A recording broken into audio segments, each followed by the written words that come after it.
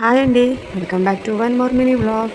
మన ఇంటికి చుట్టాలు కానీ ఎవరైనా ఫ్రెండ్స్ కానీ ఫ్యామిలీ మెంబర్స్ కానీ వచ్చినప్పుడు ఇట్లా పన్నీర్ బిర్యానీ ఈజీగా అండ్ సింపుల్గా చేసేయచ్చండి. టేస్ట్ అయితే అద్దరిపోద్ది. ఈజీ స్టెప్స్ ఎలా చేద్దామో చూసేద్దామండి. ముందుగా 300 గ్రామ్స్ పన్నీర్ని తీసుకున్నానండి. కొద్దిగా ఆయిల్ వేసి, కొద్దిగా ఉప్పు పసుపు వేసి, కొద్దిగా పైన కింద మీద ఇట్లా చేయాలి. ఆ తర్వాత దాన్ని పెద్ద బౌల్లో, మీరు ఏ బౌల్ అయితే బిర్యానీ వండాలనుకుంటున్నారో ఆ బౌల్లోకి ట్రాన్స్ఫర్ చేసేయాలి. తర్వాత దాంట్లోకి 250 గ్రామ్స్ గడ్డ పెరుగండి. స్వీట్గా అయినా ఉన్న పర్లేదు, పుల్లగా ఉన్నా పర్లేదు. దాంట్లో అలాగే ఆయిల్లో వేయించిన ఆనియన్ 2 కట్ చేసి వేసానండి. మరి 2 స్పూన్స్ నెయ్యి అండ్ 2 స్పూన్స్ పచ్చిమిర్చి వేయించి మిక్సీ పెట్టి అది వేసాను. 3 గ్లాసుల బాస్మతి రైస్ వేసాను కాబట్టి 2 స్పూన్ల సాల్ట్ అండ్ 1 స్పూన్ కారం వేయాలి. ఆ తర్వాత 1 స్పూన్ అల్లం వెల్లుల్లి పేస్ట్ అండ్ 2 నిమ్మకాయలు పిండిన నిమ్మరసాన్ని వేయాలి.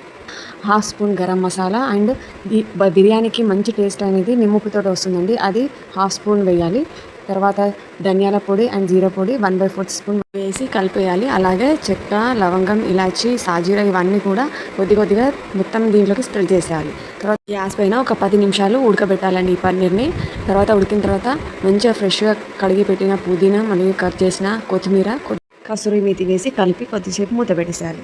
తర్వాత మరో గ్యాస్ పైన ఇంకో గిన్నెలో బియ్యం ఉడికించడానికి అయితే ఎసరు పెట్టేసుకోవాలండి. ఆ నీళ్ళలో కొద్దిగా పుదీనా, కొద్దిగా కొత్తిమీర, దాల్చిన చెక్క, 2 లవంగం, 2 ఇలాచి, నిమ్మరసం పిండేసిన నిమ్మ చెక్కలు పడేయకుండా దీంట్లో వేసేయాలండి. తర్వాత మరిగించాలి మంచిగా.